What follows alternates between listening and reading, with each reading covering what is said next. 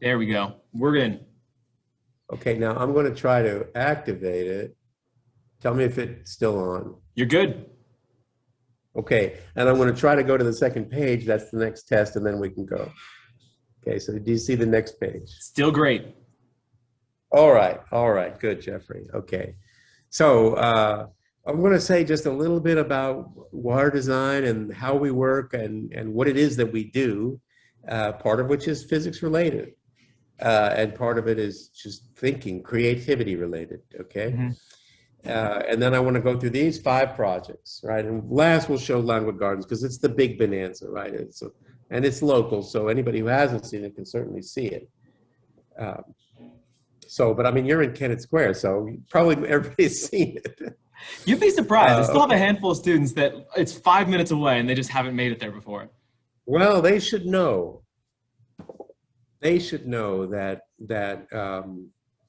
Longwood Gardens is an amazing botanical or horticultural facility, and that horticulture is actually a world that I didn't know when I was a young man, but it unifies the technical needs of plantings with the art of their display. So horticulture means both of those. That's pretty interesting.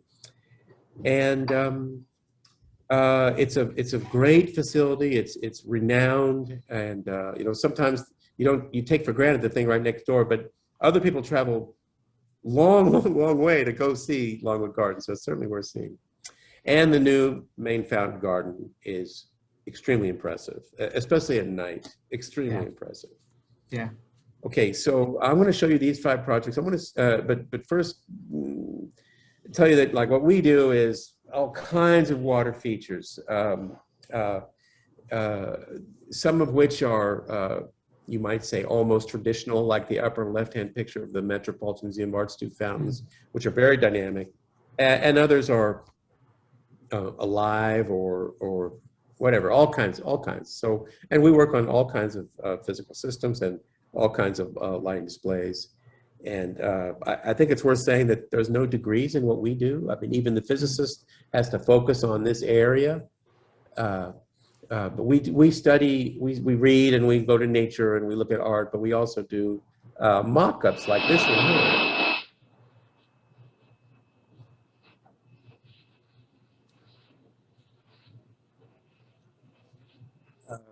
Right, and so that is a test of this vacuum chamber ideal that I told you about before. And we learned a lot from it. We learned that the shape of the manifold had to be just right.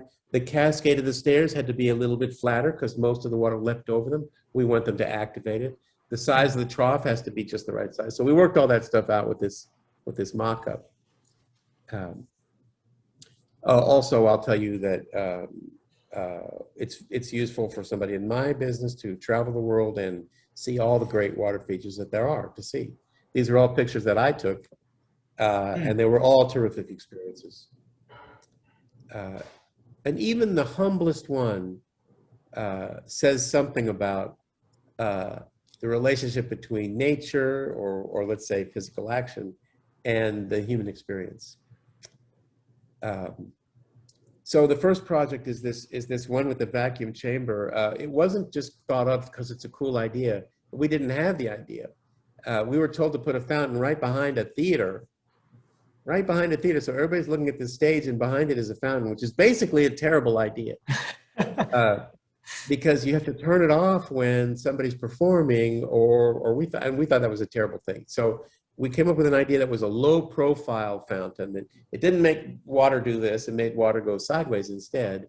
But that if you were in its immediate proximity, it was fully satisfying. It would be super happy to do. And the contractor built it just like we designed it. This is an animation that we created. I don't know how well the animation is It's flowing in the Zoom, it's but going great. okay, great. So this was what we showed the client that we want to do, and they were saying, build that, definitely. Um, and then the contractor did a good job.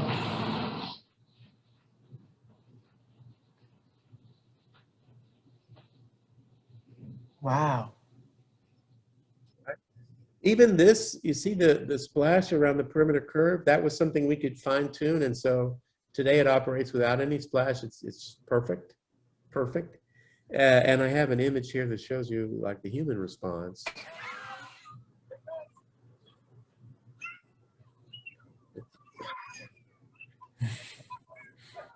Right, so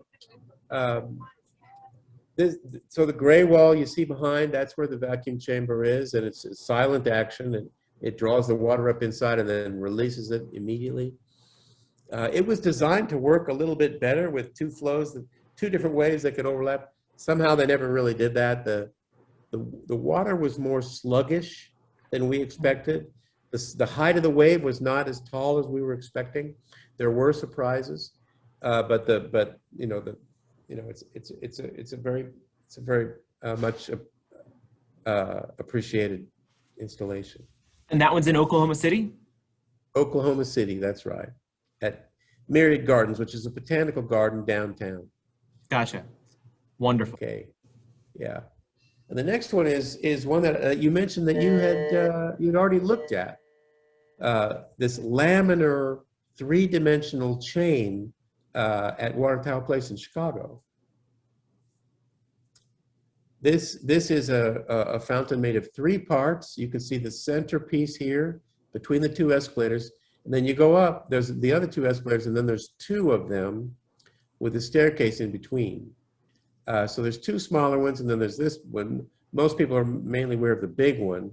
These are cantilevered pools with holes in them. So it's not like a normal cascade that overflows one to the next. Instead, they're all reflection pools with holes in them, and water flows evenly over these ring-shaped holes to create glass vases, which are pretty much without any splash at all. They're just like shimmering water vases. And you can barely make out here, I hope, is this streak up here. This is a marble of water leaping up from the bottom of this hole in the pool below, up through the hole. It goes about yay high, and then it falls back down inside the hole where the water vase contains the splash. So the vase is there for a reason. It's mainly the jets that do this that are kind of doing a dance over the steps of reflection pools, and the water keeps the splash sealed within the pool, so it has a functional reason. You know, designers love functionality, so this is a beautiful display. It's a stunning example of laminar power, but it's really serving a job, right? Now, it would have been breathtaking and beautiful, and would have been stellar without the jet. That's like icing on the cake. It's like you already have this beautiful glass vase. You've already created this thing that is fascinating to look at. But then, as you said, you gave it function. You had it continuous and made it even more spectacular. That's incredible. Well, I'll tell you, Jeffrey, the real icing on the cake didn't get built. What was cut out mistakenly was a really cool idea. Okay, sometimes you see in a building an exit sign that is a piece of plastic that's edge lit, okay? And you see right through the clear plastic except where the exit sign is, which is frosted, okay? And the light hits the frosting and it lights up. Now this is a physical property because when light goes through something clear, it kind of can't be seen. But if it hits something textured, then it picks up that light. And so with these exit signs, it's very clever how they work.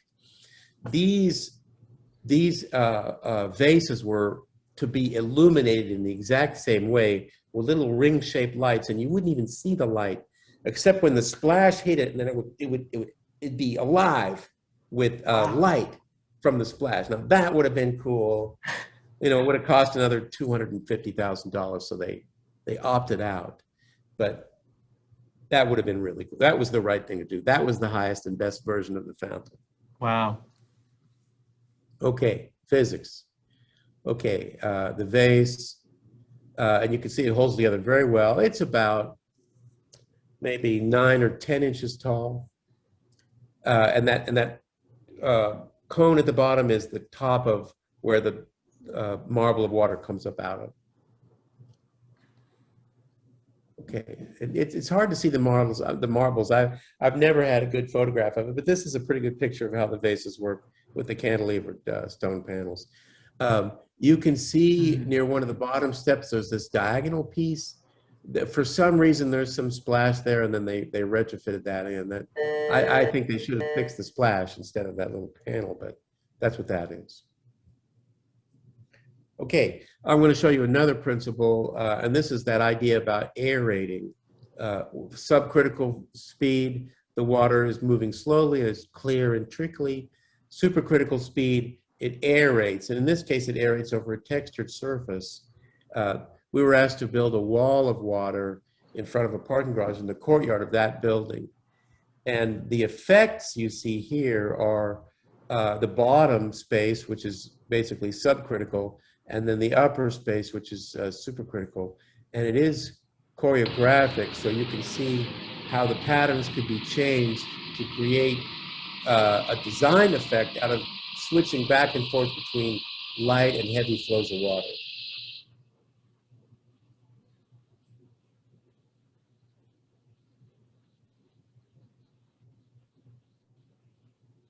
The two side panels, the vertical dark ones on left and right, they are there. They're flowing in water too, but they're just thin flows.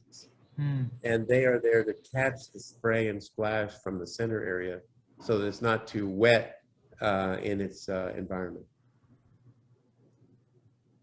This fountain is about 60 feet tall.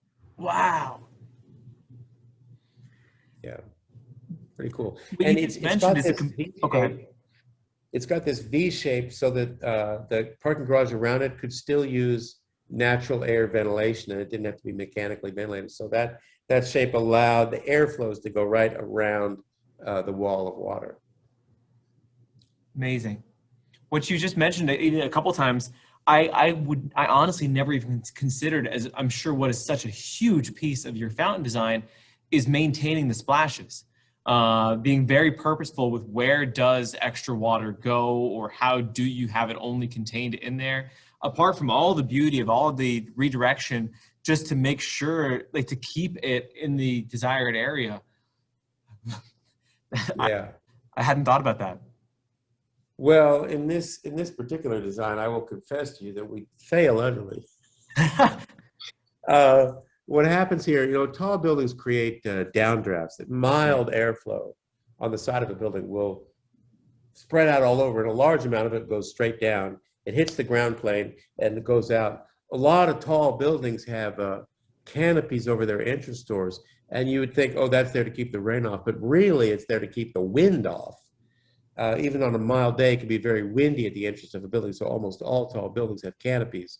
This building is just tall enough to create downdrafts that take the spray all over the place. It'll end up on top of the parking garage, up behind it, because of the downdraft is swooping back up, and it's craziness.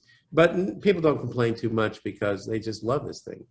I mean, Yeah. they really, yeah. And that's interesting, because you obviously knowing, oh, that's beautiful. Knowing what you do about fluid dynamics to be able to do all of this, so much of that applies to air. Like, air is a fluid. How air is going to flow in and around a building is going to be similar principles. And I guess you have to be pretty aware of that to be thinking about where the spray is going to go, or at least interpret part of the interaction with the air. Yes, we just finished up an analysis for a project in New York City that has a canopy with a hole in it. The hole in the canopy is so that when rain falls, it makes a beautiful waterfall right near the entrance. And a big part of our analysis there was what's going to happen with the wind, and how do we mitigate that without ruining the art of the raining waterfall. Yeah. Huh. I'll say that, you know, alongside that wind analysis, we also look at acoustics, and this is another, obviously, physical science, but it's very hard to model acoustics, and so we rely on just tons of experience to be able to tell our clients what to expect in terms of loudness and the character of sound, and that's an important part of what we create, is the appropriate sound. Very cool. Okay, New York City. New York City's most popular tourist destination is the second largest museum in the world, the largest being the Louvre in Paris. But here in the U.S. in New York, it's the Metropolitan Museum of Art, which is an encyclopedic museum, which means they try to get art of just about every category there is, and a substantial collection within each category. So it's an amazing place to go. Huge, and they had forever. They've had a kind of a disappointing entrance plaza. A very wealthy man showed up and he said, "I want to get this fixed. I will pay for a new plaza for you."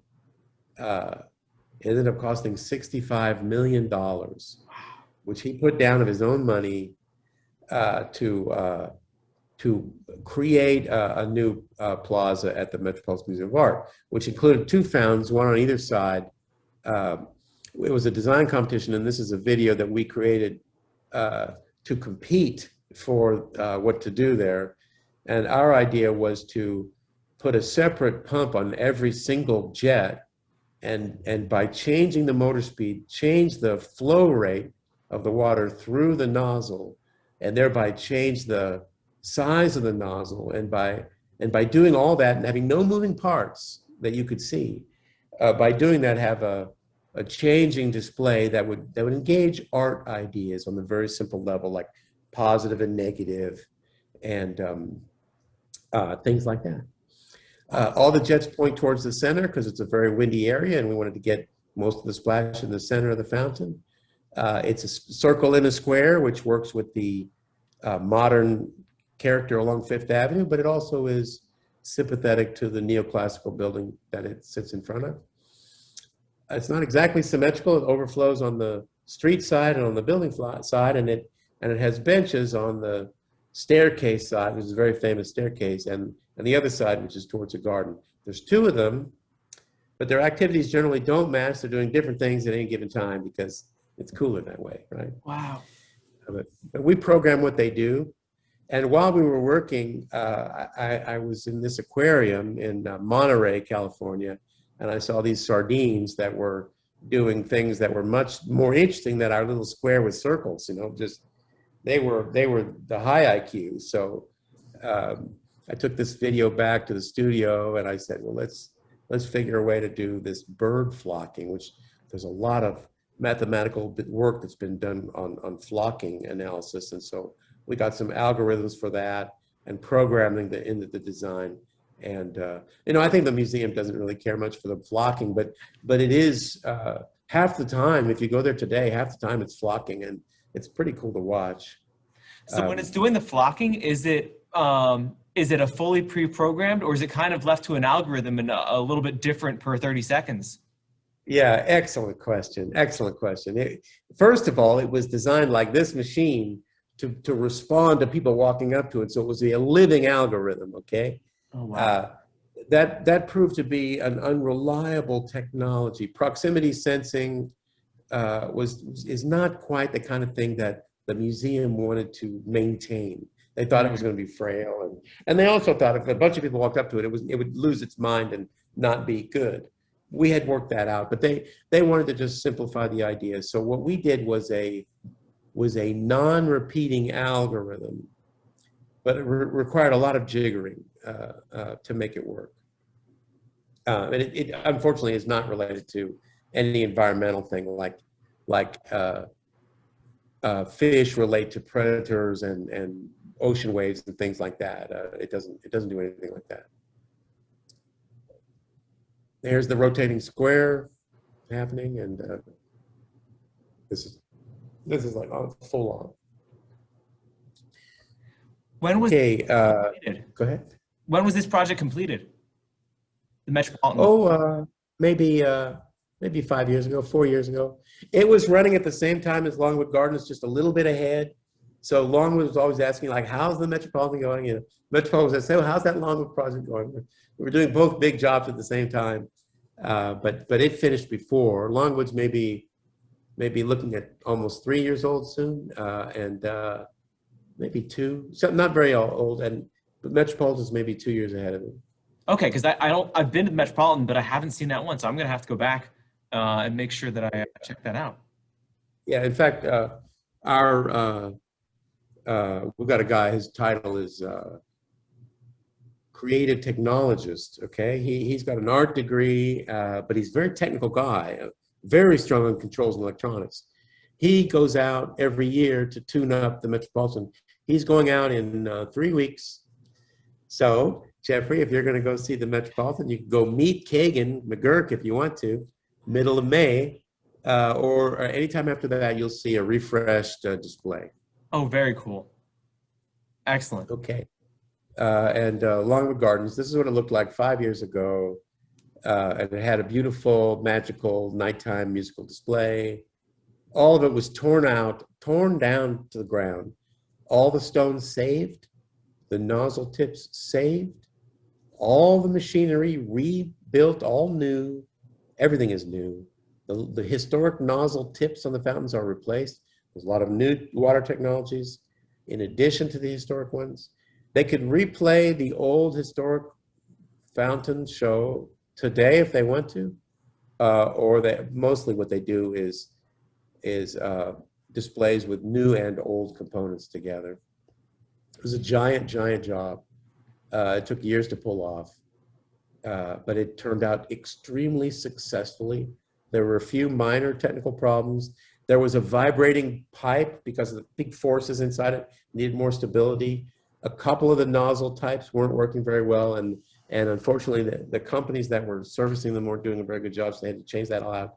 Today, I think it's perfectly operational, and it works exactly as it was originally designed, maybe slightly better.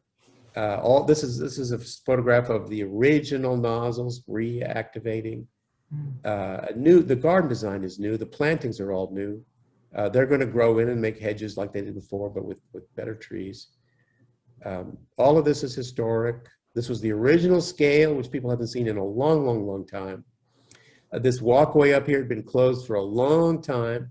Now it's rebuilt. There's a new grotto behind this here, never was there before. And of course, these famous basket weave jets, these are new. We did these. Big scale. Basket weaves, very successful basket weaves. They're modern, right? But the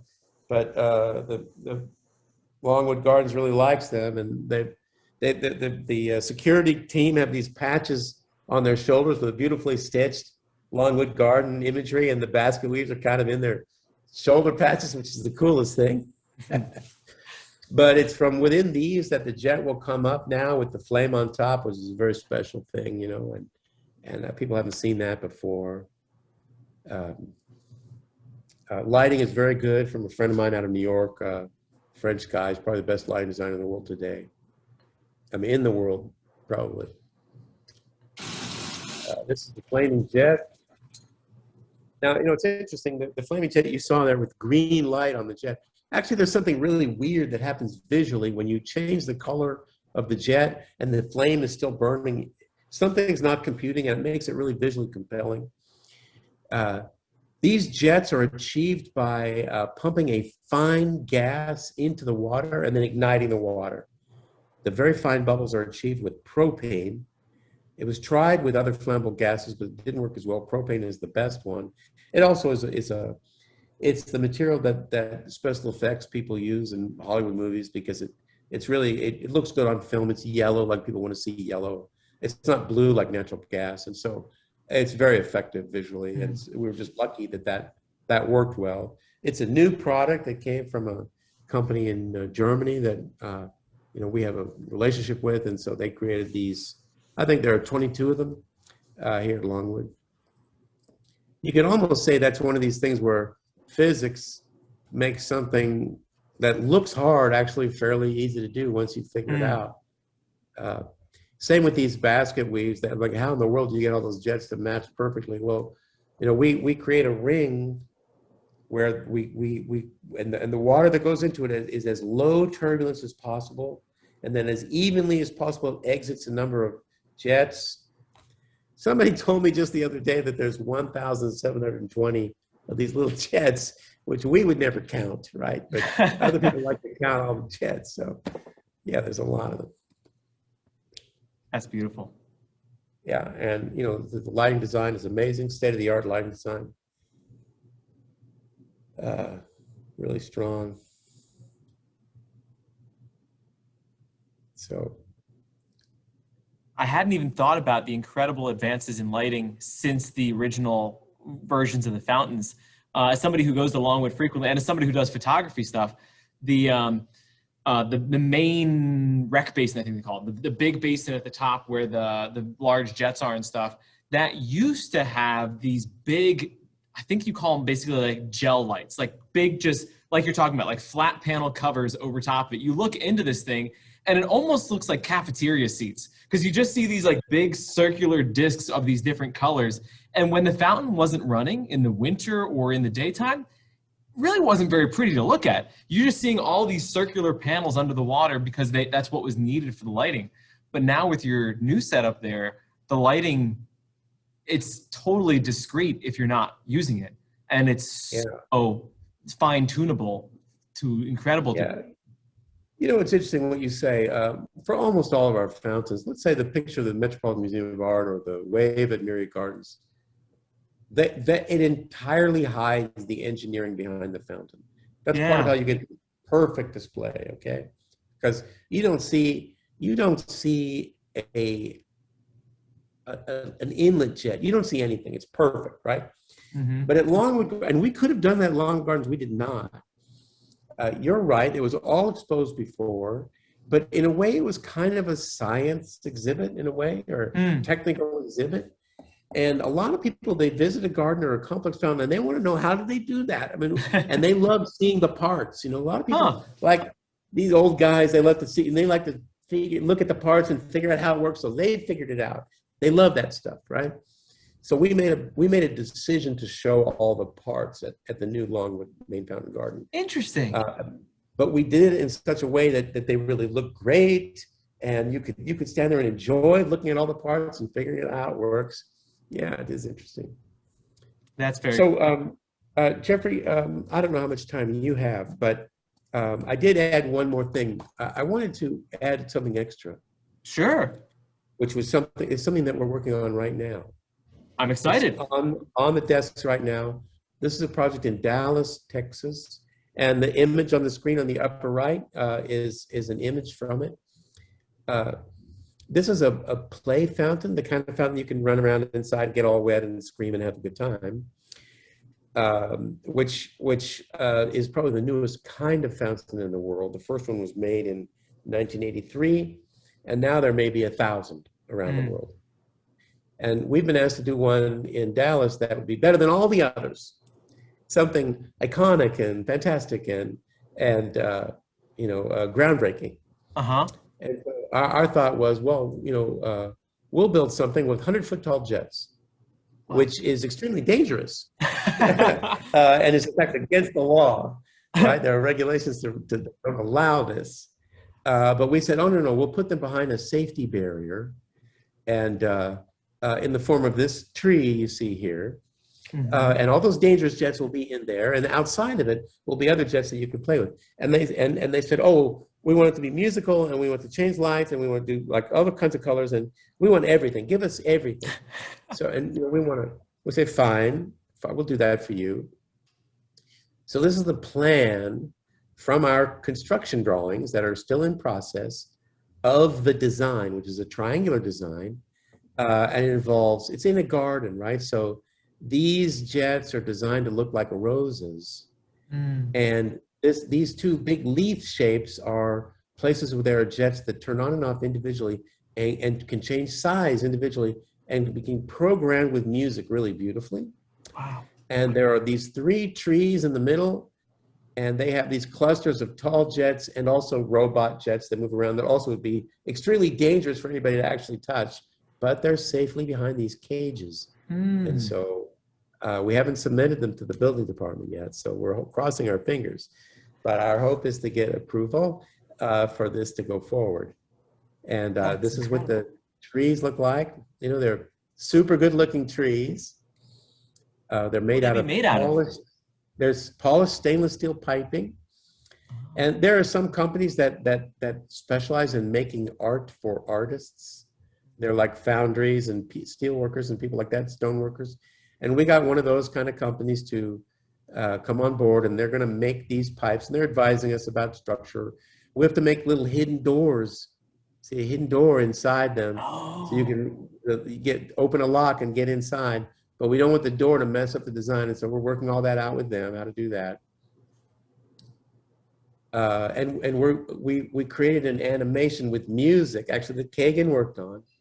And we found this fantastic piece of music that relates to the trees and the identity of the garden. And I'd like to show you an animation with music of this fountain that uses compressed air and actuated elements and changing lights and changing flow rates for different scales. So all the physics and technologies and art that go into these fountains can be seen in this one animation of a project that's not built yet.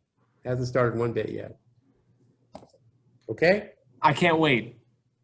Okay, so hopefully it'll work.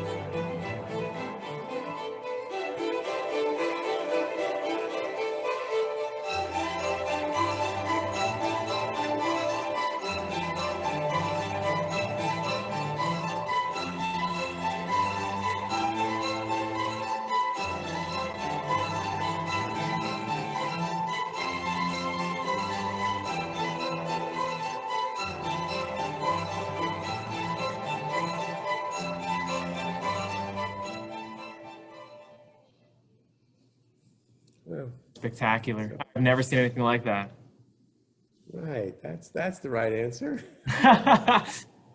Okay. Wow. Where in Dallas will that be? There's a place called Clyde Warren Park, which is a park that's built. It's very thin. It's 3 blocks long, and it's on a thin bridge over a freeway. The freeway is recessed to a below grade level, and so they connected one side of the city to the other side across the freeway, and they built a park on that, Clyde Warren Wow. Park. And we did some fountains there years ago when they first built it, and we've been asked back to do this new fountain. So does that mean that this fountain display will be visible from the road as people are driving effectively under it?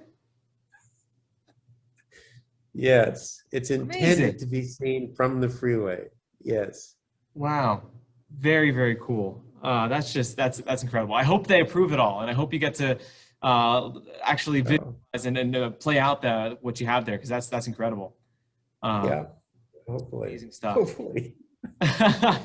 Spent a lot of money already if they don't let us. But they'll one way or another we'll get approval.